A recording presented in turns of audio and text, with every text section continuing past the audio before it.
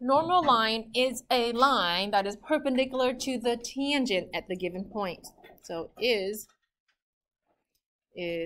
a line perpendicular to the tangent. When we say the tangent, it's also the same thing as saying the tangent line, okay? So normal line is the line perpendicular to the tangent at the given point.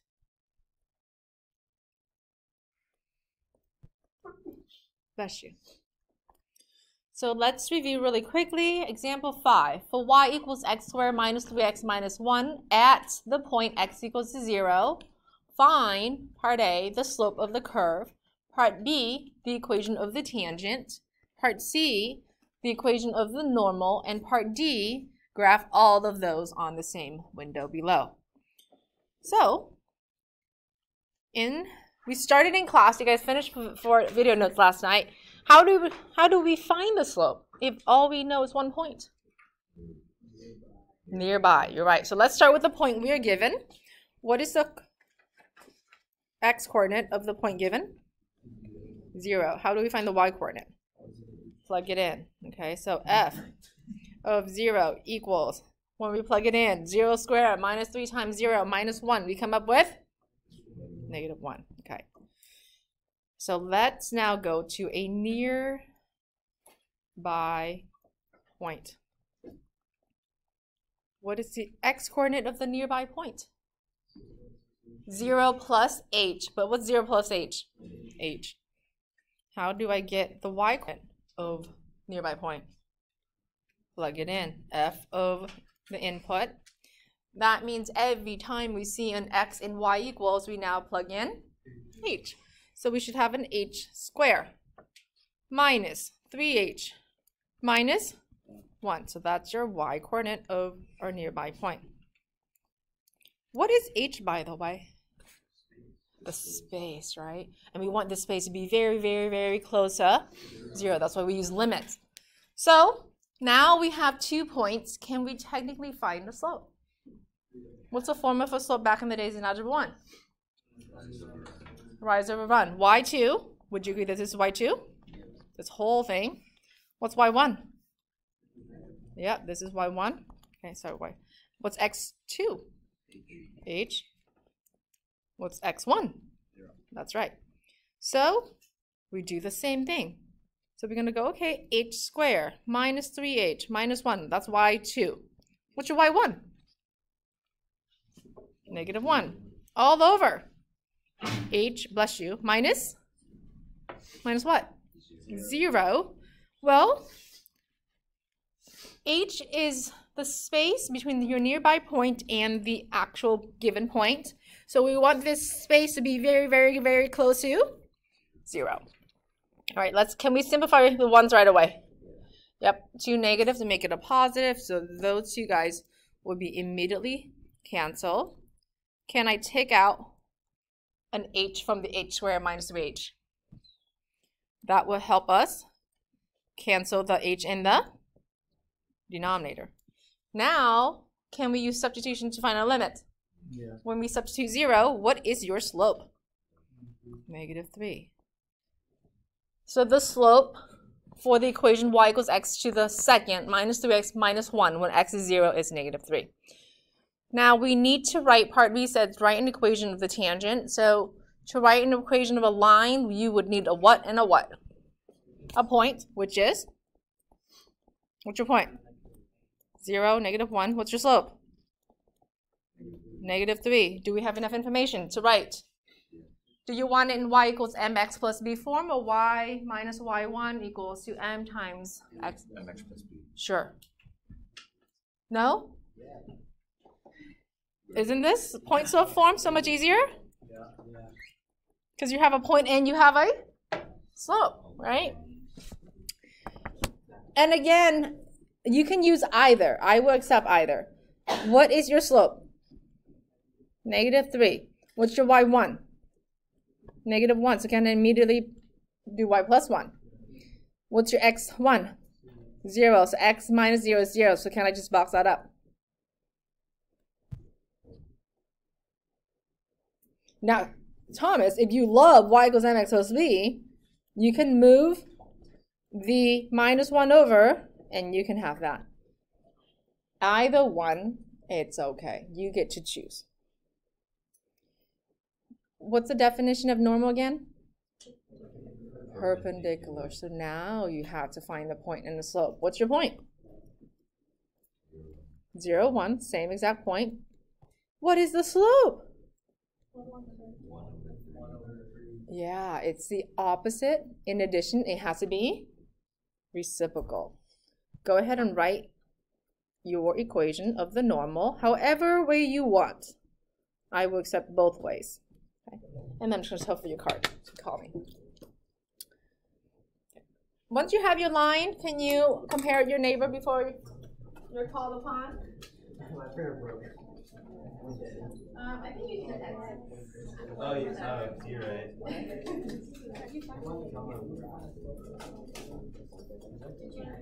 What did I do? What do you mean, what did I do? I was confused. I don't want to hear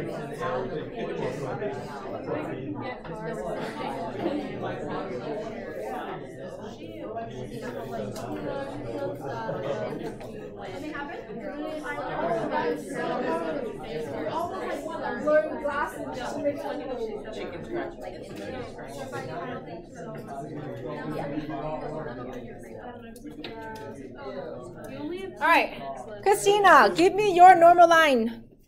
Y plus 1 equals 1/3 x. Yes. Thomas, what's your normal line? Y equals 1/3 x. Thank you. I will accept either. No discrimination here. Okay. All right. Let's graph out all three of them on the same grid. Yeah. Y equals. Here we go. Y equals x squared minus 2x minus 1. If you are given no calculators at all, how do you start? Plug in. Vertex. Vertex. Thank you. Now, the x coordinate of the vertex is -b divided by 2 times a. B value for this question, Ken, is what, hun? Your original y equals. What's your b value?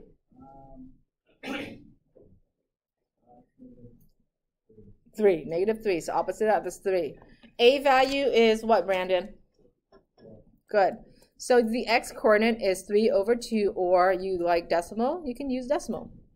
No discrimination here. How do we find the y value? Plug it in. Okay. This is gonna, okay, you plug it in. Compare with your neighbors once you have an answer, and then I'm just gonna call.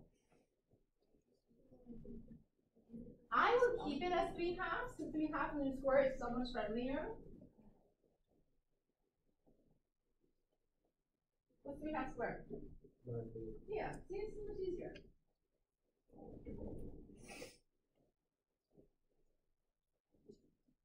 Once you have your y value, compare them, please. Yes, sir.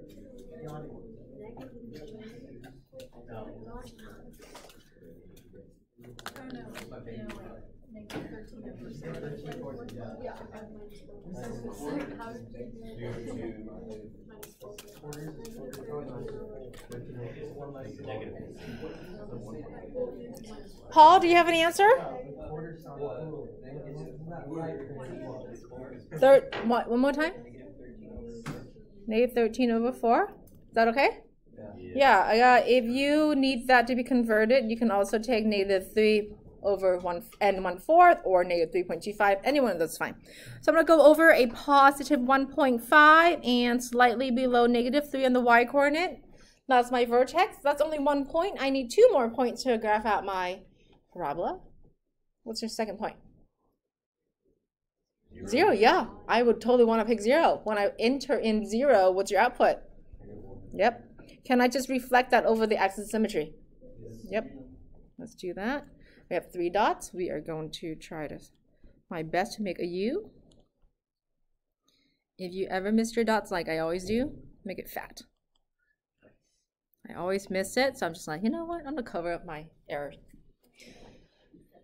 All right. Now you are going to graph out your tangent line. Your tangent line was y equals -3x minus 1. So we will start at a -1, which is on the y-axis. Then your slope was a -3. So we're going to go, you can go down and then right, or up and left. That's really a personal choice of yours. Since it's a tangent line, you should be expecting it to touch the graph at how many times? Once. So this is your tangent. Now, because normal is perpendicular to the tangent, what degree should we expect? 90 degrees. So let's graph out the normal. The normal was also starting out at -1. The slope was a +1/3. So I'm going to go up 1, right 3, up 1, right 3. Okay.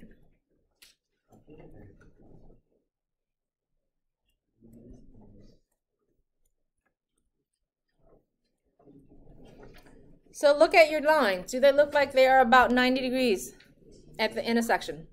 Yes.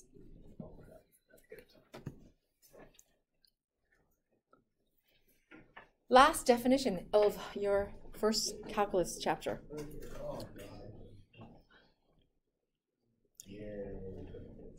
Instantaneous rate of change. So just the word itself, instant, what does that mean? At this moment of time, or at that moment in time, right? So rate of change is another word for slope. Would you guys agree? So it's looking for the slope at that moment in time. So how many points is that? If it's looking for slope at that moment in time, how many points are we normally talking about? 1. Have we been calculating the slope that only 1 point is known? Yeah, what is that called? The tangent.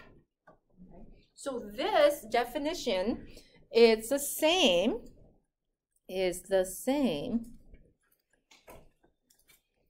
as the rate of change at one given point, which we already know how to calculate. So what's the formula? The limit as what approaches what? H approaches 0, right? We're going to say y2 minus y1, but we are going to be dealing with time. So instead of x, we are going to use t plus h minus f of t all over. Technically, you're going to say x2 minus x1. But what happens when I take this and I minus that? What will be reduced? The t. So what's left? All over h. So that's all we have to write for our formula for instantaneous rate of change. Bless you. And then we just have to say that t is time, since we are probably going to deal with application. All right, Claire, can you help us read the last example of chapter 2? At 2 seconds after liftoff, the height of the rocket is 3t squared feet. How fast is the rocket climbing after 10 seconds? Right. So it's looking for how fast. Mina is looking for the speed, right? At what time? 10 seconds. So how many points do we really know? Just 1 point. So what is your point? 10 comma y. How do I find the y? Plug it in. You are right. F of 10 is 3 times 10 square is, what's that? 300. Perfect. Okay. Then do we have enough information to find the rate of change at 10 seconds? Yes. You were just giving a formula. It sets the limit as h approaches 0. F of time, what's your time? 10, perfect. Plus h minus f of 10 all over h. Do we know what f of 10 plus h is? No, can we find it? Yep. So we are going to take your original 3t squared. Every time we see a t, we now substitute with, that's right, and then quantity square. Do we know what f of 10 is? Yeah. What is it? Yep. All over h. Now it's just all algebra. Are you good with that? How do we FOIL out 10 plus h squared? What do we hit? Okay. So it's going to be 10 plus h quantity squared. We will get what? 100? How many h's in the middle? 20. Plus h squared. Good. And then I'm going to drop down my 300. Can you see that some things are already canceling even before we FOIL? Yeah. So 3 times 100 is now 300 plus 60h plus 3h squared minus 300 all over h. Let's cancel right away. Yep. Then now what?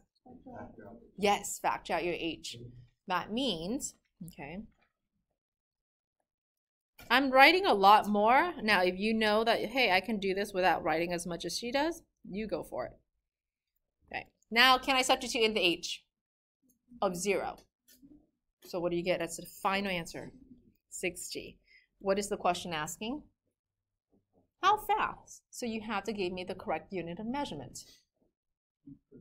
Feet per second. You're right. So at 10 seconds, the rate of change or the speed of this object is 60 feet per second. All right, that's an egg roll, y'all.